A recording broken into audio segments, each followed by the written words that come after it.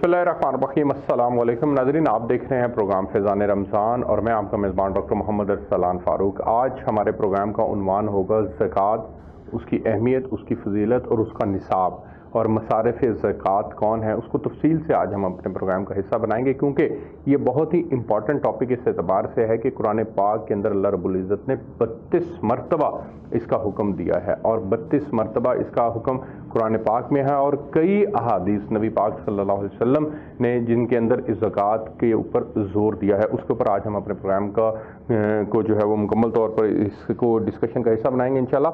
हमारे साथ जो मेहमान शख्सियात मौजूद हैं, मैं बहुत मशहूर हूँ अल्लामा नाज़िम रज़ा इतरती साहब का। आप प्रिंसिपल हैं जामियातुल मुस्तफ़ा के। सर बहुत शुक्रिया आपका कि आपने प्रोग्राम के अंदर शिरकत की।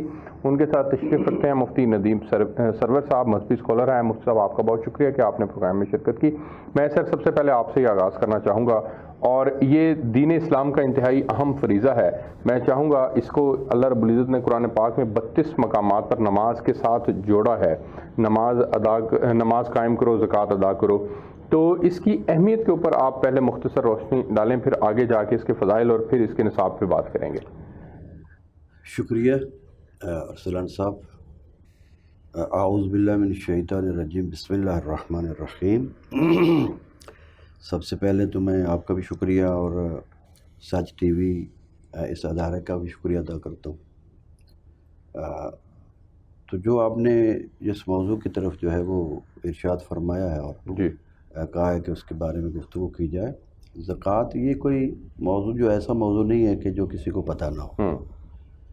वाज़ेह और रोशन इसके बारे में कुरान और हदीस में जो मुफस्सल जो है वो तफसील के साथ इसके बारे में गुफ्तगू हुई। बिल्कुल। कुरान में जैसे आपने 32 मरतबा कहा, मेरे ख्याल में इससे ज़्यादा मरतबा जो है जहाँ नमाज का जिक्र हुआ है वहाँ पर जो है ज़कात का जिक्र हुआ। अकीमुस्सलात व आतुज़ ज़कात, नमाज कायम करो, ज़कात अदा करो।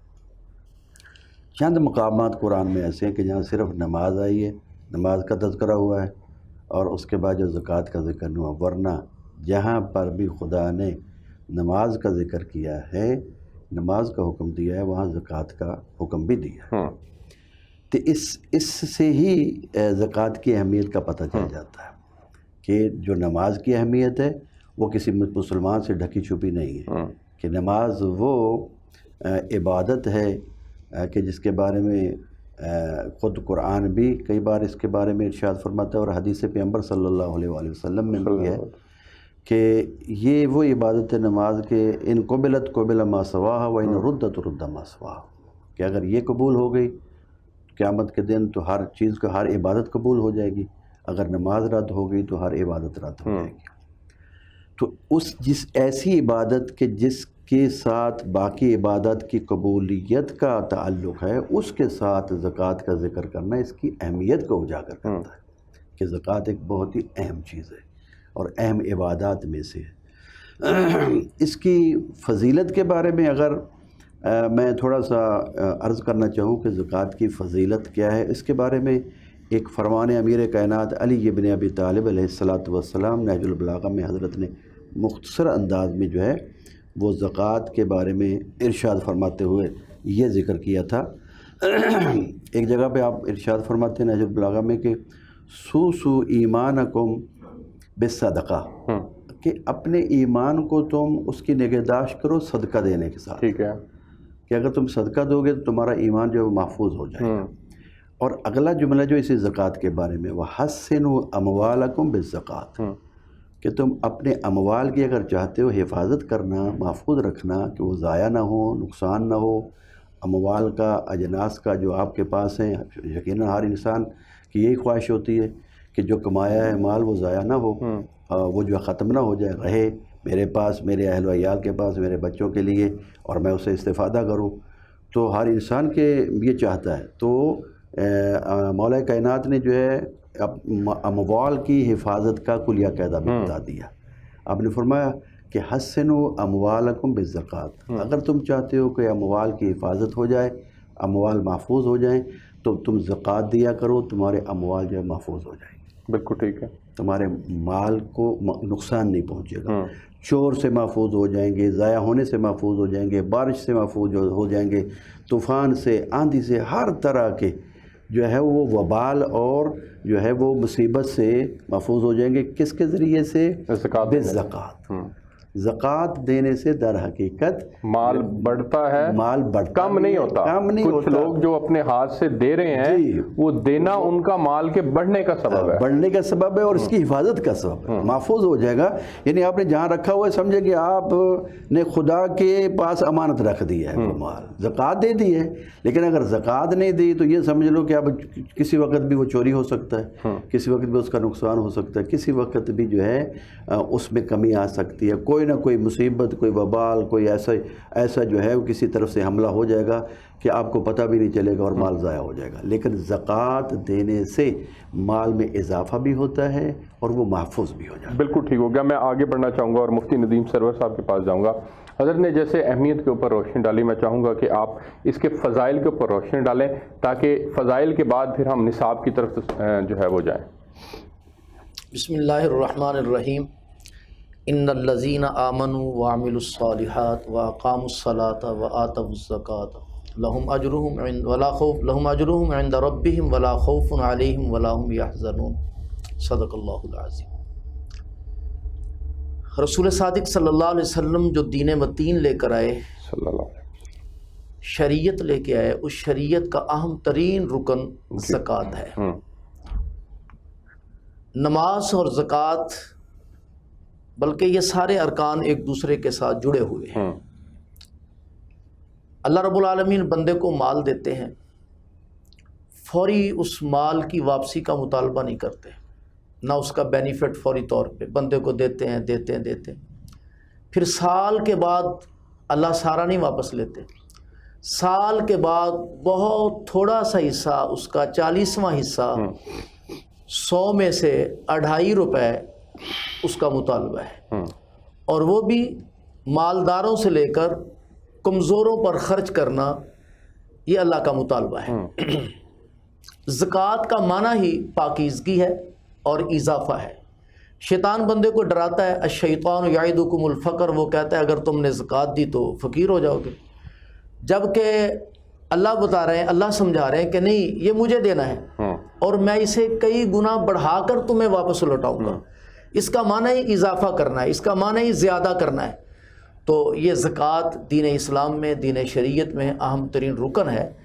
اور جیسا کہ آپ کے علم میں بھی ہے کہ رسول مکرم صلی اللہ علیہ وسلم کے بعد حضرت سیدنا صدیق اکبر رضی اللہ تعالی عنہ نے سب سے پہلا جو عملی قدم اٹھایا وہ ان لوگوں کے خلاف اٹھایا جو منکرین زکوٰۃ تھے.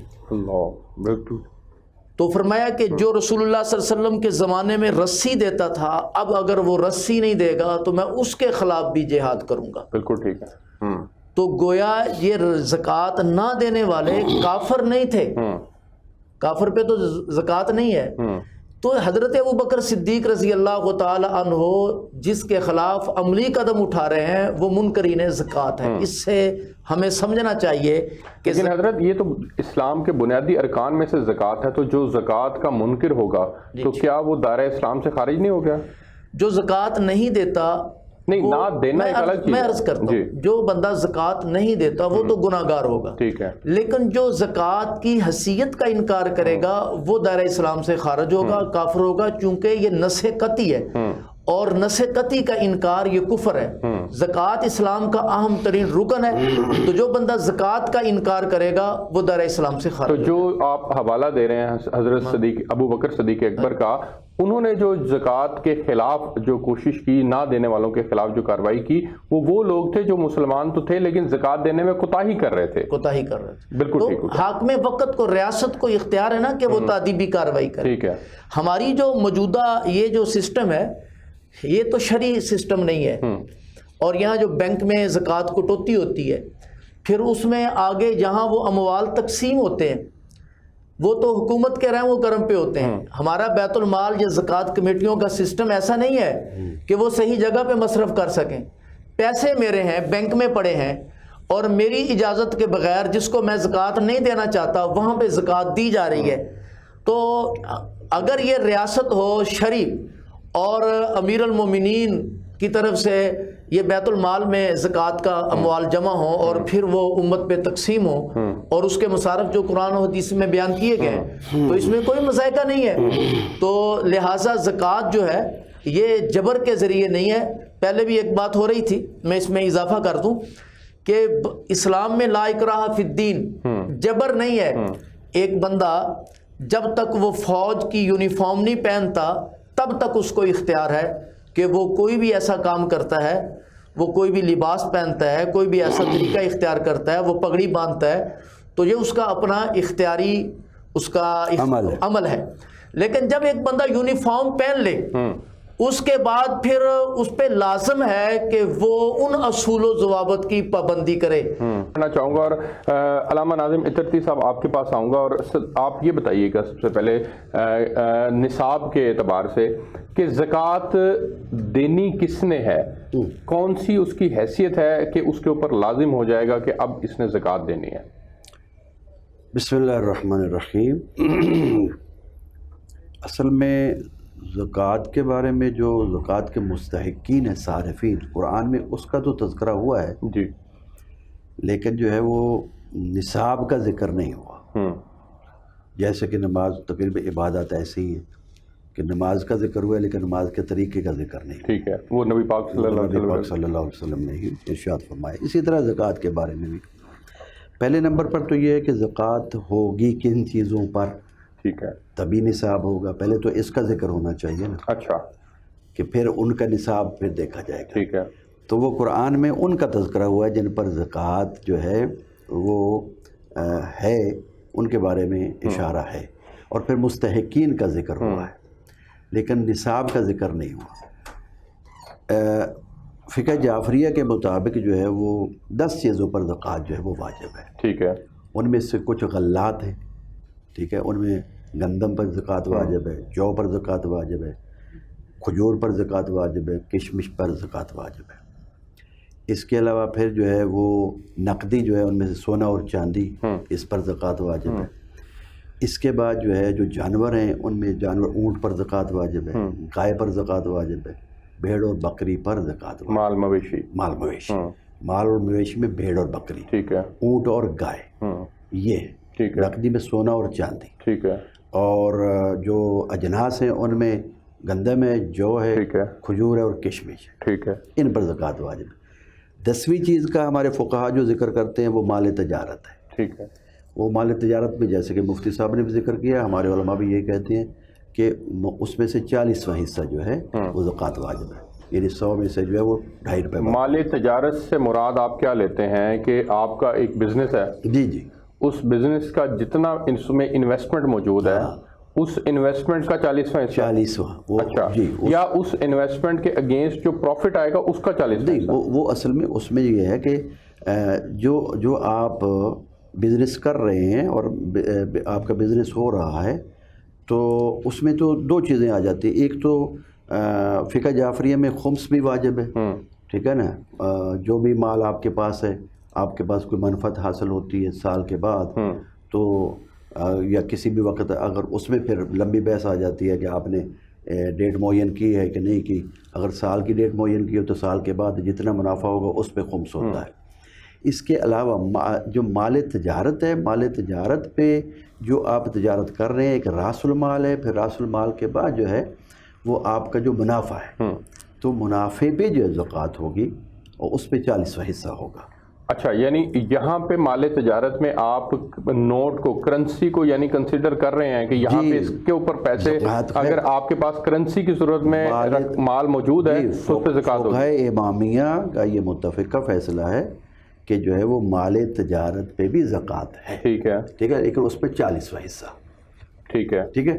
اور اس کے علاوہ جو ہے وہ خمس تو ہمارے ہاں جو ہے وہ موجود ہی ہے، اس کا تسلسل بھی اور اس کے بارے میں بھی جو ہے ہمارے علماء تاکید کرتے ہیں، اور قرآن میں بھی 10ویں پارے میں اس کے بارے میں ذکر ہوا ہے۔ ہاں جی، وہ مال غنیمت سے، جو مال غنیمت سے، بالکل ٹھیک ہو، ٹھیک ہے نا، اس کا آپ نے مال غنیمت میں بھی ہوتا ہے، 100 میں سے اگر آپ یعنی نے وہ اس کا حصے نکالنا ہے تو 5واں حصہ، یعنی 100 میں سے آپ جو ہے 20 روپے نکالیں گے وہ، ٹھیک ہے۔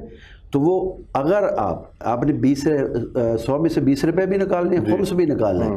پھر اگر آپ کا مال وہ ویسے ہی پڑا ہوا ہے تو خمس ہی نکلے گا.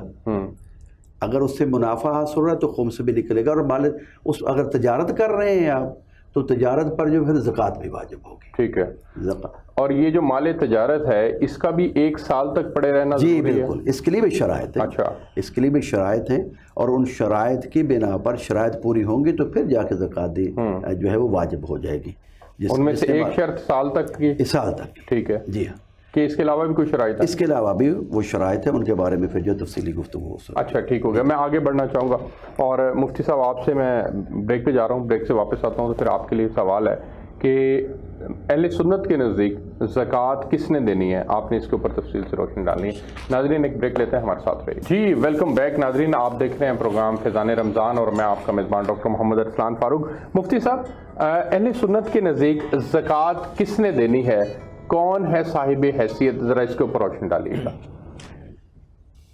اہل سنت کے ہاں زکوٰۃ دینے والا بھی اور لینے والا بھی دونوں کا تعین کیا گیا ہے. ٹھیک ہے. اور قرآن کریم نے اس کے مصارف بھی بیان کیے ہیں. جس بندے پر جو صاحب نصاب ہے زکوٰۃ دینے والا، جس بندے کے پاس 7.5 تولے سونا یا 52.5 تولے چاندی موجود ہو، یا اس کی مقدار میں پیسہ موجود ہو، ٹھیک ہے، یا دونوں چیزیں ملائی جائیں تو 52.5 تولے چاندی کے قیمت کے برابر اموال ہو جائیں، تو اس بندے پہ زکوٰۃ جو ہے وہ لازم ہے، یہ واجب ہے، اور وہ زکوٰۃ ادا کرے گا. اچھا، اب یہاں پہ ایک سوال ہے کہ 52.5 تولے چاندی کی قیمت جو ہے وہ تو شاید 1 تولہ سونے کے برابر ہوگی یا 2 تولے سونے کے برابر ہوگی. تو اگر سونا 7.5 تولے تو موجود نہیں ہے لیکن 1 2 3 4 تولے تک موجود ہے، تو اس صورت میں پھر چاندی کے نصاب کو دیکھتے ہوئے زکوٰۃ ہوگی؟ چاندی کا نصاب دیکھا جائے گا، اور صرف یہ نہیں کہ سونا اس سے کم موجود ہے، اس کے ساتھ غیر مستعمل چیزیں جو گھر کے اندر موجود ہیں، اچھا، جس میں نقدی بھی شمار کی جائے گی، اور جس میں مال تجارت بھی، یعنی سونا چاندی تو آ گیا اس کے اندر، لیکن اس کے اندر مال تجارت بھی آئے گا، جو نقدی پڑی ہوئی وہ بھی آئے گی، یا کوئی ایسا پلاٹ ہے جو آپ نے اپنی منافع کے لیے رکھا ہوا ہے، وہ بھی اس کو بھی شمار کیا جائے گا. تو آج کل 52.5 تولے چاندی جو ہے تقریباً 1,31,500 کچھ روپے بنتے ہیں آج کل. آدھا تولہ سونے کی قیمت ہے حضرت، 1 تولہ سونا جو ہے وہ تقریباً 2.5 لاکھ روپے کا چلا گیا. تو اہل سنت کے ہاں جب اموال دیگر چیزیں، پیسہ بھی اور جو گھر میں غیر مستعمل چیز کوئی ایسی پڑی ہے وہ بھی یہ ساری شمار کی جائے اور اس کے پیسے اتنے ہوں تو یہ بندہ زکوٰۃ ادا کرے گا. یعنی کہ جو آدمی مال تجارت اتنی رکھتا ہے کہ اس کی قیمت 1,31,000 سے زائد ہو، جی جی، اور اس مال تجارت کے اگینسٹ اس کے پاس وہ پیسہ سال بھر پڑا بھی رہا ہو، جی جی، اور پھر آپ اپنے گھر کی جو چیزیں ہیں جن میں سے جو آپ کی ضرورت سے زائد ہیں، جی جی، اب ضرورت سے زائد میں حضرت پھر ڈیٹیل آ جاتی ہے کہ ضرورت میں تو ہمارے لیے ایک ہمارا مطلب اگر انسان قناعت کو دیکھے، قناعت پسندی کے ساتھ چلے تو ضرورت تو بڑی محدود انسان کی پوری ہو جاتی ہے، لیکن ضرورت سے زائد کا جو اس میں لوگوں کے گھروں میں، اچھا، یہ غیر مستعمل ہے، اچھا، جو استعمال نہیں ہوئی اور پڑی ہے اور استعمال نہیں ہو رہی. گھر میں کئی ایسی چیزیں ہوتی ہیں جنہیں استعمال نہیں کیا جاتا، کپڑے ہیں، انسلے ہیں، قیمتی ہیں، پارچہ جات ہیں، غیر مستعمل ہیں، استعمال میں نہیں ہیں اور پڑے ہوئے ہیں، انہیں اکاؤنٹ کیا جائے گا. ٹھیک ہے. وہ گھر جس میں آپ رہ رہے ہیں، ہاں جی، اس گھر کی مالیت نہیں دیکھی نہیں، وہ اگر اس نیت سے خریدا ہوا ہے کہ ٹھیک ہے آج اس میں رہائش کر لیتے ہیں کل کو بیچ دیں گے، تو ہے تو رہائش کے لیے لیکن بیچنے کی بھی نیت موجود ہے. دیکھیں اگر تو وہ اپنا آبائی گھر ہے اور جس میں رہائش ہے اور یہ ذہن ہے کہ جب بیچیں گے تب بیچ لیں گے، اس کا مسئلہ تو ہے الگ، وہ وہاں پہ رہائش پذیر ہیں، ان کے استعمال میں ہے. ٹھیک ہے. اور ایک گھر بندے نے لیا یا پلاٹ لیا اس نیت سے کہ میں اسے فروخت کروں گا، اس کے پیسے بڑھیں گے، اور اس کی جو مالیت ہے، جو اس کی ویلیو ہے وہ لگائی جائے گی. ٹھیک ہے. وہ مالیت اس دن کے اعتبار سے لگائی جائے گی کہ آج اس کی مالیت کیا ہے، یا وہ جو خرید تھی قیمت خرید جو اس کی اس وقت کی مالیت. اچھا ٹھیک ہو گیا. اور جو آپ نے بزنس کو کاؤنٹ کرنا ہے وہ اس کی کیا شکل ہے؟ جو بزنس کو اکاؤنٹ کرنا ہے اس میں جو آپ کی انویسٹمنٹ ہے اسے اکاؤنٹ کیا جائے گا. یعنی آپ نے بزنس شروع کیا 10 لاکھ روپے سے. 10 لاکھ روپے سے. ٹھیک ہے.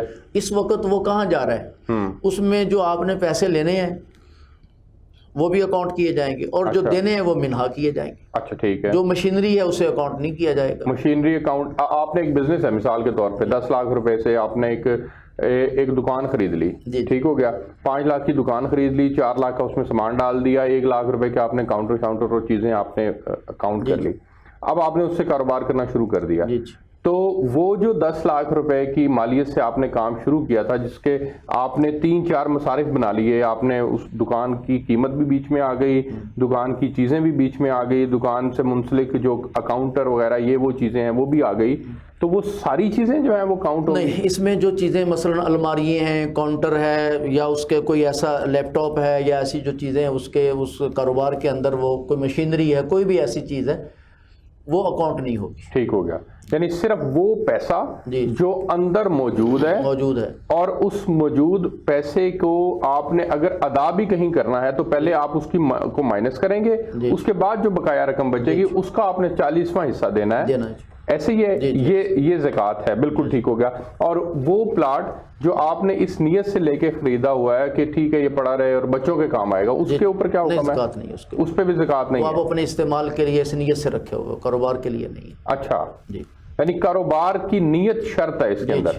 تو اس صورت میں پھر ایک اور سوال یہاں پر جنم لیتا ہے حضرت, کہ اگر آپ نے قرض لیا ہوا ہے اور بہت سارا قرض ہے آپ کے پاس اور آپ نے وہ ادا کرنا ہے, تو اس صورت کے اندر کیا حکم ہے؟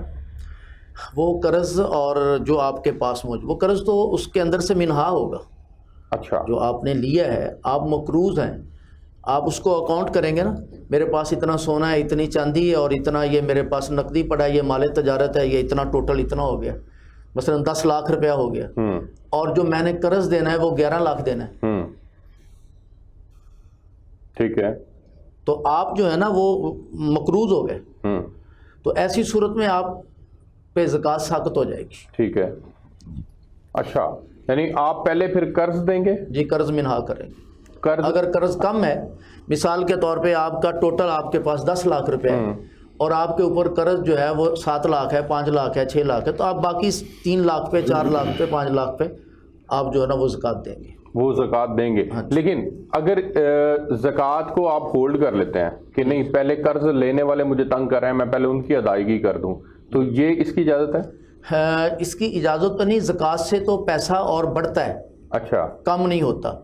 ایک روایت ہے, بعض نے اسے ضعیف کہا, لیکن فضائل کے درجے میں اسے لیا جاتا ہے کہ خود رسول اللہ صلی اللہ علیہ وسلم کے مبارک دور میں ایک خاتون اللہ کے نبی کے پاس آئی اور اس نے کہا یا رسول اللہ میرے پاس یہ سونے کی ایک ڈلی یا ایک کنگن یا ایک چوڑی موجود ہے اور پیسے نہیں ہیں میرے پاس, اور میں زکوٰۃ اس کی جو وزن ہے وہ 7.5 سے زیادہ ہے, یا وہ مقدار سے زیادہ ہے, تو آپ علیہ السلام نے فرمایا کہ اس کے اندر سے اسے کاٹ دیا جائے.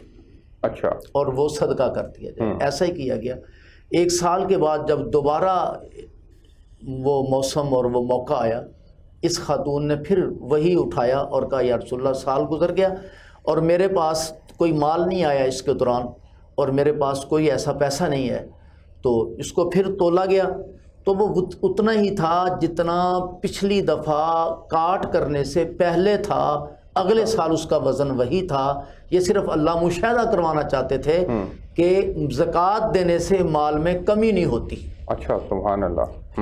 اسے رسول کریم صلی اللہ علیہ وسلم کے معجزات سے آپ تشبیہ دیں. اللہ تعالیٰ کی طرف سے یہ ایک امت کو ایک طریقہ بتانا تھا.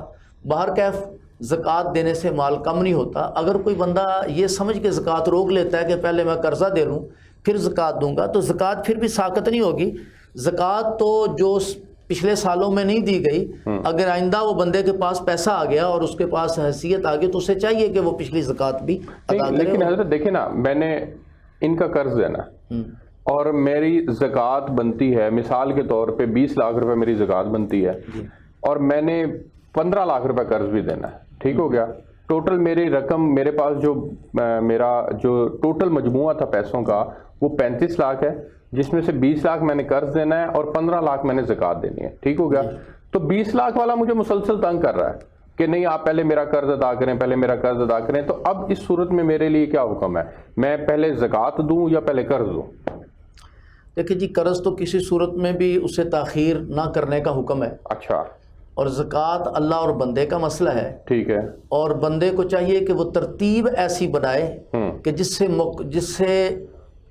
سے قرض لیا ہے، قرض دینے والا بھی ذلیل و خوار نہ ہو. ٹھیک ہے. اور یہ جو زکوٰۃ کا حصہ اس کے پاس ہے وہ بھی یہ ادا کر سکے. بالکل ٹھیک ہو گیا. میں آگے بڑھنا چاہوں گا اور میں اس میں تھوڑا سا جی پلیز میں سوال بھی آپ کے لیے ایڈ ہو جاتا ہے، پھر آپ اس کے اوپر تفصیل سے بات کیجیے گا کہ آپ نے زکوٰۃ جیسے خمس ہے آپ کے نزدیک، وہ صرف آپ نے سادات کو دینا ہے، خمس جو ہے، تو زکوٰۃ آپ نے کس کو دینی ہے؟ اس کے اوپر بھی آپ نے روشنی ڈالنی ہے اور اس کا بھی جواب دینا ہے.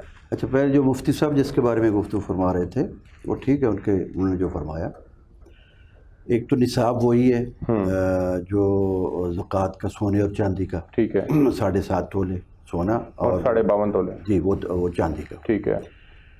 جب اس نصاب پہ پہنچ جائے، لیکن اس پر ہمارے فقہ جعفریہ میں جو ہے کہ اگر وہ سونا اس میں ہے، وہ جو ڈلی ہوتی ہے، لیکن اگر اس کے زیور بنے ہوئے ہیں اور وہ استعمال کیا جا رہا ہے، اس پہ کوئی زکوٰۃ نہیں.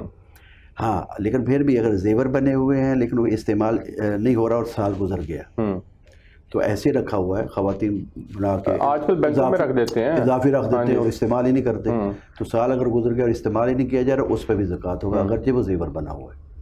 وہ سونا اور چاندی جو زیور نہیں بنا ہوا، یعنی وہ استعمال نہیں ہو رہا، ایسے پڑا، اس پہ بھی ٹھیک ہے. وہ جو زیور بنا ہوا ہے اور جو خواتین استعمال نہیں کرتی، اضافی ہے، جس کو استعمال کرتی رہتی گاہے بگاہے، ان پہ زکوٰۃ نہیں ہے. جو استعمال ہوتا ہی نہیں ہے، اضافی ہے، اس پہ اس کا وزن کیا جائے گا، اس پہ زکوٰۃ ہو. ٹھیک ہے. ٹھیک ہے.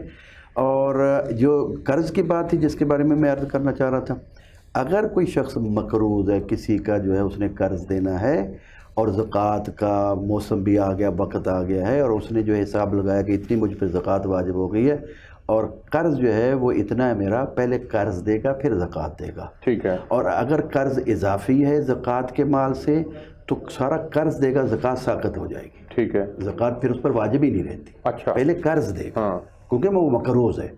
تو اپنے جس کو قرض اس نے واپس کرنا ہے وہ پہلے اپنا جو ہے وہ قرض ادا کرے گا. مثلاً 10 لاکھ روپے اس نے قرض لیا ہوا ہے اور زکوٰۃ جو ہے وہ 11 لاکھ اس پر واجب ہو گئی ہے، تو 10 لاکھ دے گا، پھر جو 1 لاکھ بچ گیا اس میں سے وہ زکوٰۃ دے گا. اور اگر برابر آ گیا تو پھر زکوٰۃ بالکل ساقط ہوگی. اور اگر کم ہے زکوٰۃ کم ہے، قرض زیادہ ہے، تو پہلے قرض دے گا اور پھر جو زکوٰۃ بالکل ہی وہاں پر بھی ساقط ہو جائے گی. اچھا جی. باقی خمس کے بارے میں جو آپ نے ارشاد فرمایا ہے، خمس جو ہے وہ اس کا ہر منفعت پر فقہ جعفریہ میں جو ہے وہ خمس واجب ہے. ٹھیک ہے. ہر منافع چاہے وہ آپ کا کاروبار میں منافع ہو، چاہے کہیں سے بھی کس طرح منافع ہو جائے. آپ مثلاً آپ جو ہے بزنس کر رہے ہیں، اس میں منافع، آپ تنخواہ لے رہے ہیں، آپ تنخواہ لے رہے ہیں تو اس میں بھی منافع. اچھا ٹھیک ہے نا. تو یہ منافع سے مراد تنخواہ کے منافع سے مراد منافع مراد یہ نہیں کہ منافع یعنی میری تنخواہ 2 لاکھ روپے ہے اور میرے اخراجات 1.5 لاکھ روپے ہیں تو وہ 50,000 روپے پہ وہ دیکھا جائے گا. اچھا. کہ آپ کے جو ہے تنخواہ اگر بچت ہے اس میں سے تو اس پہ خمس ہوگا. پھر خمس جو ہے صرف سادات کا نہیں ہوتا، اس کے 2 حصے کیے جاتے ہیں. ایک مال امام ہوتا ہے، ایک مال سادات ہوتا ہے.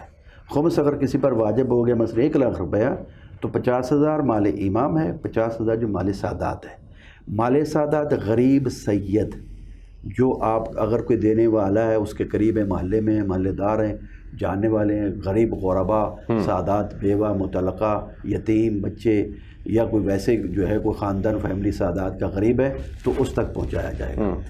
اور وہ آپ خود بھی دے سکتے ہیں. بعض علماء ہمارے یہ کہتے ہیں کہ نہیں، وہ بھی جو ہے کسی مجتہد وقت جو ہے اس کے پاس پہنچایا جائے گا اور وہ اپنے ثوابدید کے مطابق اس کو تقسیم کرے گا. یعنی مجتہد وقت کے اوپر یہ اعتماد کرتے ہوئے خمس دینا ہے، اس کو خمس دینا. ٹھیک ہے. زکوٰۃ بھی انہیں دینے ہیں؟ زکوٰۃ نہیں، زکوٰۃ کے بارے میں آپ خود دے سکتے ہیں. اچھا. اور جو خمس کا جو ایک حصہ ہے مال امام، اس میں تو آپ بذات خود استعمال تصرف کر ہی نہیں سکتے. اچھا. وہ اپنے مجتہد، کیونکہ ہمارے یہاں تقلید ہے اور تقلید واجب ہے ہر مکلف پر، اور خود اپنی مرضی سے اگر کوئی شخص خود مجتہد ہے تو وہ اپنے عبادت انجام دے سکتا ہے، یا احتیاط پر عمل اگر کر سکتا ہے، اور عالم ہے یعنی علم رکھتا ہے تو احتیاط پر عمل کرے۔ اگر خود بھی مجتہد نہ ہو اور عالم بھی نہ ہو، احتیاط پر بھی عمل نہ کر سکتا ہو، تو کسی مجتہد عالم کی تقلید اس پہ واجب ہو جاتی ہے، وہ ان کے فتاوے پہ عمل کرنا ضروری ہوتا ہے۔ اچھا تو سر، پھر اس وہ تک خمس پہنچ جائے گا۔ وہ کیا مال امام، پھر مال امام جب ان تک جاتا ہے وہ دیکھتا ہے اپنی نظر سے، ان کے وکلاء ہوتے ہیں ہر علاقے میں، اور وہ دیکھتے ہیں کہاں کا اس کا تصرف کیا جا سکتا ہے، اس کے مصارف کیا ہیں، فلاحی کاموں میں استعمال ہوتا ہے، دینی کاموں میں استعمال ہوتا ہے، لوگوں کی ضروریات پہ استعمال ہوتا ہے۔ خمس جو مال سادات ہے وہ صرف سید کا، وہ غیر سید کے لیے استعمال نہیں ہو سکتا، لیکن مال امام جو ہے وہ عمومی ہے۔ اچھا، یعنی وہی خمس جس کے دو حصے کر دیا آپ نے، کرنے ہیں، ایک حصہ سادات کو خود دے دیا، سادات کا وہ صرف سادات کو ملے گا، سادات کے علاوہ کسی اور جگہ پہ آپ استعمال کر نہیں سکتے۔ اور مال امام جو ہے مال امام وہ بھی ہے خمس سے ہی نکلا، وہ بھی خمس کا حصہ ہے، وہ دوسرا حصہ ہے، ٹھیک ہے۔ لیکن یہ آپ کا پہنچانا ضروری ہے آپ کو مجتہد تک۔ اب مال امام مجتہد تک پہنچ گیا، جی۔ اب مجتہد اگر اس کو عمومی لوگوں میں عام میں بانٹ دیتے ہیں، عام وہ تصرف دیکھے گا کہاں اہم و مہم ہے، ٹھیک ہے، کہاں اس کا استعمال کرنا جو ہے اہمیت رکھتا ہے اور کہاں اہمیت نہیں رکھتا۔ وہ اپنی ذات پہ لگا سکتے ہیں؟ اپنی ذات پہ نہیں لگا سکتا۔ اچھا، نہیں، اپنی ذات اب پہ گاڑی لے لی، گھر بنا لیا، نہیں، اچھا، اس کو اجازت ہی نہیں ہے، ٹھیک ہے، وہ اپنی ذات پہ استعمال نہیں کر سکتا، صرف اور صرف جو ہے وہ وہاں اس کے مصارف جو ہے دینی اور فلاحی کام ہے، مثلا مدارس ہے، ہسپتال ہیں، یتیم خانے ہیں، بیوگان کا گھر ہے، شہداء کے اگر فیملی ہیں ان کی ضروریات ہیں وہاں تک پہنچایا جائے گا۔ تو یہ ضروریات جو ہیں جو عمومی فلاحی امور ہیں ان پہ وہ جو بالکل ٹھیک ہو گیا۔ مجھے ایک بریک پہ جانا ہے، میں بریک سے واپس آتا ہوں تو مفتی صاحب پھر ہم بات کریں گے مصارف زکوٰۃ کے اوپر، یہ آپ کے لیے سوال ہے۔ ناظرین ایک بریک لیتے ہیں، بریک سے واپس آئیں گے تو یہیں سے کنٹینیو کریں گے ہمارے ساتھ۔ جی ویلکم بیک ناظرین، آج ہم پرٹیکولرلی بات کر رہے ہیں زکوٰۃ پر اور خمس کے موضوع پر، اور اس کے نصاب کے اوپر پرٹیکولرلی بات ہو رہی ہے۔ مفتی ندیم سرور صاحب، سر مصارف زکوٰۃ کیا ہیں کائنڈلی اس کے اوپر روشنی ڈالیے گا۔ میں اس سے پہلے ایک تصحیح کر دوں، جو آپ کے سوال کے سمجھنے میں تھوڑی سی دقت ہوئی، اچھا، اور جس بات کی طرف علامہ صاحب نے اشارہ کیا وہ بات ویسے ہی ہے، کیونکہ میں سمجھ رہا تھا کسی اور زاویے میں کہ اتنے پیسے موجود ہیں پھر اتنے بھی ہیں، تو وہ بات ٹھیک ہے کہ پہلے قرض دیا جائے گا، اور اگر قرض دینے کے بعد پیسے نہیں بچتے تو زکوٰۃ اس پہ ساقط ہو جائے گی۔ ساقط سے مراد ختم ہو جائے گی، وجوب ختم ہو اس جائے کا گا، وجوب ختم ہو جائے گا، واجب نہیں رہی، واجب نہیں رہے گی۔ نہیں حضرت ایسے نہیں ہے، دیکھیں میرے پاس مال تجارت موجود ہے، وہ 1 کروڑ روپے اس کی مالیت ہے، ٹھیک ہو گیا، میں نے اس 1 کروڑ میں سے زکوٰۃ دینی ہے، تو زکوٰۃ جو میں نے ادا کرنی ہے وہ مثال کے طور پہ 15 لاکھ روپے بنتی ہے، اور میرا جو قرض ہے وہ 20 لاکھ روپے ہے، ٹھیک ہو گیا، تو اس صورت کے اندر زکوٰۃ الگ سے ادا نہیں کرنی میں نے؟ نہیں، اس صورت کے اندر آپ پہلے قرض ادا کریں گے، پہلے قرض ادا کریں گے، پھر جب اللہ پیسے دے تو آپ زکوٰۃ بھی ادا کر دیں۔ اچھا، ہاں جی، ٹھیک ہو گیا، جی، چلے خیر، آپ اس کے آگے فردر بتائیے گا کہ اب زکوٰۃ دینی کس کو ہے؟ دیکھیں زکوٰۃ جو ہے نا جی، فقیر، مسکین اور عامل اور اسی طرح قیدی، اب تو وہ دور نہیں رہا جو غلام کو آزاد کروانے والا، قرآن پاک نے 7 مصارف بیان کیے ہیں، 8 مصارف بیان کیے ہیں اس کے سورہ توبہ کی سورہ توبہ کے اندر۔ تو ان میں جن کو نہیں دینا، جیسے باپ ہے، بیٹا اس کو زکوٰۃ نہیں دے سکتا، ٹھیک ہے، خدمت کر سکتا ہے، ماں کو زکوٰۃ نہیں دے سکتا، اس کی ویسے اپنے سکی بہن کو، بھائی کو زکوٰۃ دے سکتا ہے، اچھا بہن اور بھائی کو دے سکتا ہے، زکوٰۃ دے سکتا ہے، دیگر اعزاء اقارب کو دے سکتا ہے، لیکن جو باپ ہے، دادا ہے، بیٹا ہے، پوتا ہے، اسے وہ زکوٰۃ نہیں دے سکتا۔ ٹھیک ہے، اور جنہیں زکوٰۃ دینی ہے وہ جیسے زکوٰۃ کا دینا یہ فرض ہے، واجب ہے، ایسے ہی اس کا مصرف کا تلاش کرنا بھی یہ لازم ہے اور واجب ہے، اچھا، کہ وہ صحیح جگہ پہ دی جائے۔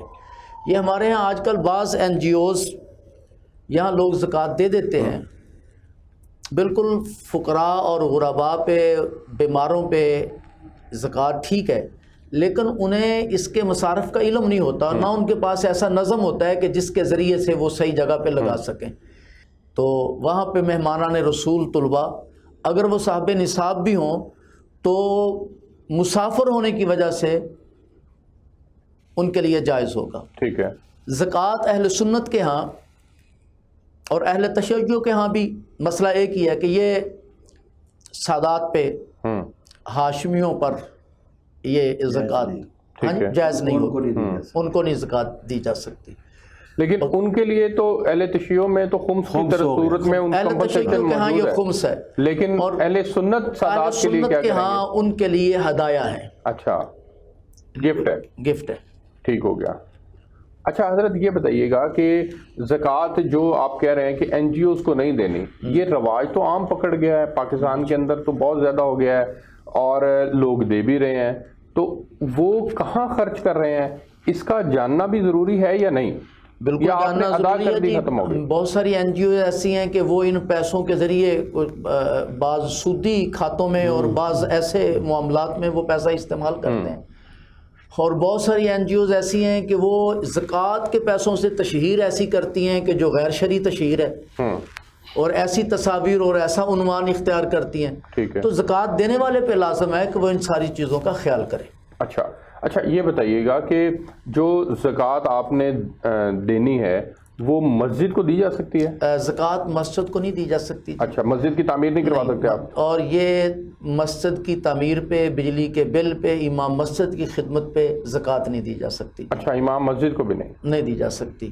اور یہ جو تملیغ کی جاتی ہے وہ بھی جائز نہیں ہے۔ تملیغ میں تھوڑا سا اس کا اشارہ کر دوں کہ بعض ہمارے حضرات ایسے ہیں کہ وہ ایسا کرتے ہیں کہ مثال کے طور پر زکوٰۃ کا پیسہ ہے وہ دیتے ہیں کسی نہ کسی ایسے بندے کو جس کو زکوٰۃ لگتی ہے، کسی فقیر مسکین کو دی، اور اسے دے کر پھر اسے کہتے ہیں کہ میں تمہیں یہ زکوٰۃ دے رہا ہوں اور تم اس کے مالک بن گئے، اب یہ تمہاری ملکیت ہو گیا، لہٰذا اب تم یہ پیسہ مجھے ہدیہ کر دو۔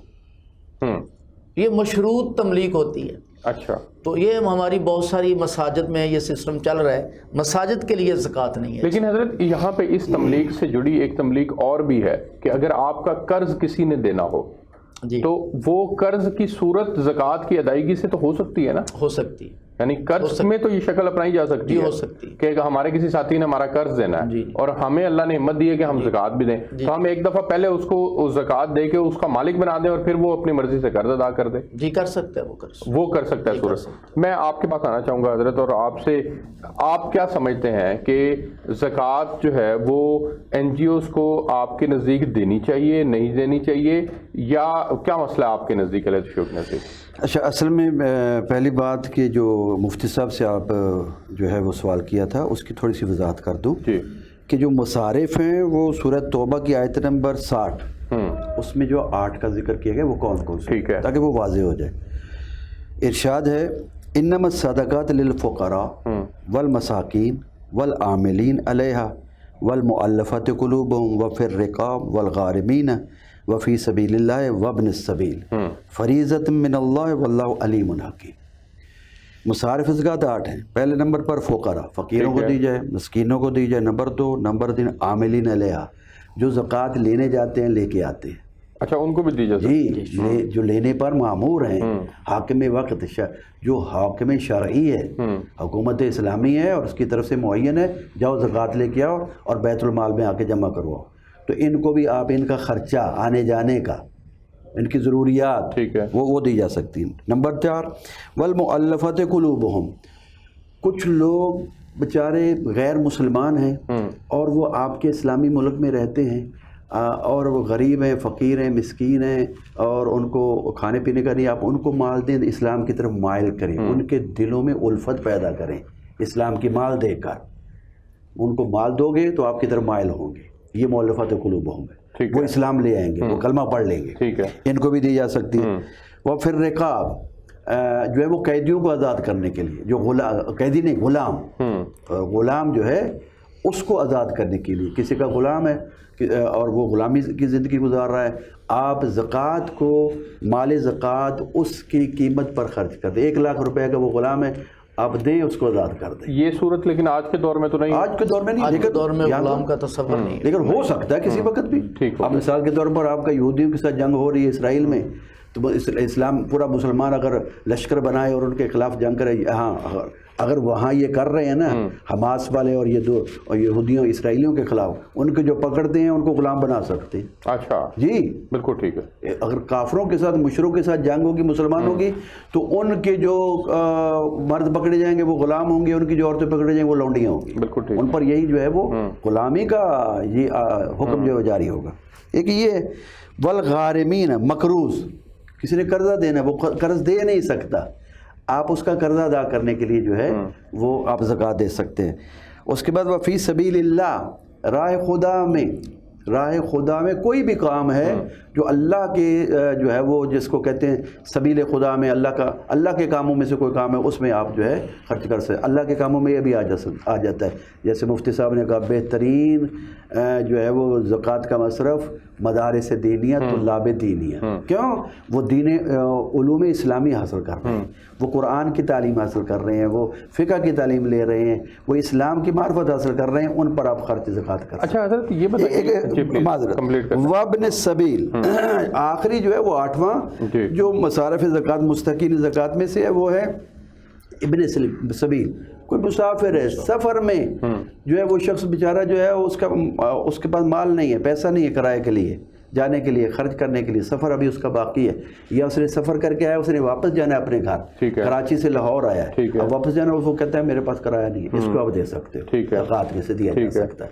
یہ فریضۃ من اللہ, اللہ کی طرف سے یہ فریضہ ہے, اور ان کو آپ دے سکتے ہیں. اچھا حضرت یہ بتائیے گا کہ آپ کے کوئی عزیز و اقارب ایسے ہوں جو بہت زیادہ کمزور ہیں, لیکن ان کا گھر اچھا ہے, بڑے گھر میں وہ رہ رہے ہیں, لیکن سفید پوش ہیں, اور گھر میں ان کے کو تھوڑی سی مقدار میں سونا وغیرہ بھی موجود ہے, لیکن کوئی کاروباری شکل ایسی موجود نہیں ہے جس سے ان کا گزر بسر جو ہے وہ بہترین انداز میں ہو سکے, تو بس کھانے پینے کی حد تک ہی محدود ہیں, تو ایسے عزیز رشتہ دار کی زکوٰۃ کی صورت میں مدد کی جا سکتی ہے؟ اگر ان کے پاس سونا موجود ہے اور وہ تو پھر صاحب نصاب ہوئے. ٹھیک ہے. ایسے رشتہ دار کو زکوٰۃ کی بجائے ان کا احساس کیا جائے صلہ رحمی کے ساتھ. ٹھیک ہے. ان کی معاونت کی جائے, چونکہ زکوٰۃ کے لیے جسے دے رہے ہیں اس کے لیے اس کا صاحب نصاب نہ ہونا ضروری ہے. اگر مکان ان کا بہت اچھا ہے یہ کوئی بات نہیں ہے. اچھا. لیکن اگر مکان بہت اچھا ہے, سب کچھ ٹھیک ہے, لیکن ان کے پاس اموال پہلے کاروباری صورت اچھی تھی, اب نہیں رہی, اور بیچارے گھاٹے میں چلے گئے اور مقروض ہو گئے, اور ان کے پاس کھانے پینے کے لیے کچھ نہیں ہے, اور سوال نہیں کرتے, تو ان کی خدمت کرنی چاہیے زکوٰۃ کی صورت میں, لیکن نہ کریں. نہیں. اچھا. اس صورت میں کہ ان کے پاس کوئی ایسی چیز نہیں ہے, ٹھیک ہے, تو آپ زکوٰۃ کی صورت میں بھی کر سکتے ہیں. اچھا حضرت ایک اور چیز جو بڑی امپورٹنٹ ہے, ہمارے یہاں عموماً شادیاں ہوتی ہیں تو بچیوں کے پاس سونا ہوتا ہے. جی. وہ بچیاں لیکن گھرداری میں ہوتی ہیں مصروف, وہ کوئی باہر نوکری نہیں کر رہی ہوتی, اور ان کے پاس اتنی مالی حیثیت نہیں ہوتی, تو اس صورت میں ان کی زکوٰۃ کون ادا کرے گا؟ چونکہ ان کی زکوٰۃ جو ہے نا جی وہ خود ہی ادا کریں گی, ملکیت ان کی ہے. اچھا. تو انہیں چاہیے کہ وہ بے شک ان کا شوہر ان کی طرف سے کرے, لیکن ان کی واجبیت جو ہے وہ اسی خاتون پہ ہوگی. ٹھیک ہے. جس کی ملکیت ہے. اچھا, یعنی کہ زکوٰۃ کی اس عورت کے لیے ادائیگی ضروری ہے چاہے وہ کچھ نہیں کرتی, اور اگر ان کے پاس پیسہ نہیں ہے تو پھر وہ آپ کی پہلی والی بات کہ اس میں سے سونے کو آپ دینا پڑے گا. اور ویسے بھی خواتین کو کچھ نہ کچھ ماہانہ یا سالانہ یا کچھ نہ کچھ ایسا ضرور دینا چاہیے, یہ شوہر کے ذمہ ہے کہ جس کا ان سے سوال نہ کریں, تاکہ وہ اپنی ایسی ضرورت وہ جہاں چاہے اسے خرچ کریں, اور اپنے کچھ نہ کچھ پیسے, چونکہ وہ امور خانہ داری میں مصروف ہیں, وہ کوئی ایسا بزنس کاروبار نہیں کرتی, تو ان کے پاس کچھ نہ کچھ اموال جو ہیں وہ جمع رہنے چاہیے. اچھا, یعنی کہ کچھ نہ کچھ ماہانہ رقم اتنی ضرور دینی چاہیے, اور اس سے پھر پوچھنا بھی نہیں چاہیے کہ کہاں کیا آپ, کہاں کیا. وہ اپنی ضرورت میں لائے, اپنے کسی ہمدرد کو دے, کسی پہ شفقت کرے, صدقہ کر دے, کوئی نہ کوئی اس کے اندر ایک احساس ہوگا کہ میں, اور ایک محبت بڑھے گی اپنے خامد کے متعلق. ٹھیک ہے, بالکل ٹھیک ہے. حضرت آپ دونوں مہمانوں کا بہت شکریہ. آپ کچھ کہنا چاہ رہے ہیں؟ جی, میں اسی تھوڑا سا جو ہے نا مفتی صاحب نے جو بات کی ہے اسی کی تھوڑی سی وضاحت کرنا چاہتا ہوں. ٹھیک فرمایا انہوں نے کہ زکوٰۃ جو ہے نا اس وقت تک جب تک ایک شخص جو ہے اس کے فقہ جعفریہ کے مطابق سال بھر کے اخراجات اگر پورے ہو رہے ہیں اس کے اپنی کمائی سے اس کو زکوٰۃ نہیں دی جا سکتی. لیکن سال کے اخراجات اگر وہ پورے نہیں کر سکتا، جتنا بھی کماتا ہے، تنخواہ لیتا ہے، جہاں سے بھی کماتا ہے، اور سال بھر کا اس کے خرچہ ہی پورا نہیں ہوتا، پھر بھی مقروض رہتا ہے، ایسے بندے کو زکوٰۃ جو دی جا سکتی ہے. بالکل ٹھیک. ایک اور نقطہ وہ یہ کہ فقہ جعفریہ میں بیٹا اگر مقروض ہے تو باپ اس کو اس کے قرضہ ادا کرنے کے لیے زکوٰۃ دے سکتا ہے. بالکل ٹھیک ہے. آپ دونوں مہمانوں کا بہت شکریہ. ناظرین، ہم نے کچھ مختصراً تفصیل جاننے کی کوشش کی، لیکن یہ ایک وسیع ٹاپک ہے، وہ پروگرام کے دوران اس کا ہم احاطہ نہیں کر سکتے. آپ جس نے زکوٰۃ ادا کرنی ہے وہ اپنے مقامی علماء کے پاس جائے، اپنا ان کے سامنے نصاب رکھے، اور نصاب رکھ کے جو زکوٰۃ کی صورت بن سکتی ہے اس کو وہ ادا کرنے کی، ہر صورت میں جو ہے وہ اس کے اوپر لازم ہے، اس کو ادا کرنے کی کوشش کرے. ہمیں یہاں سے اجازت دیجیے، آپ سے پھر ملاقات ہوگی، تب تک کے لیے اللہ حافظ.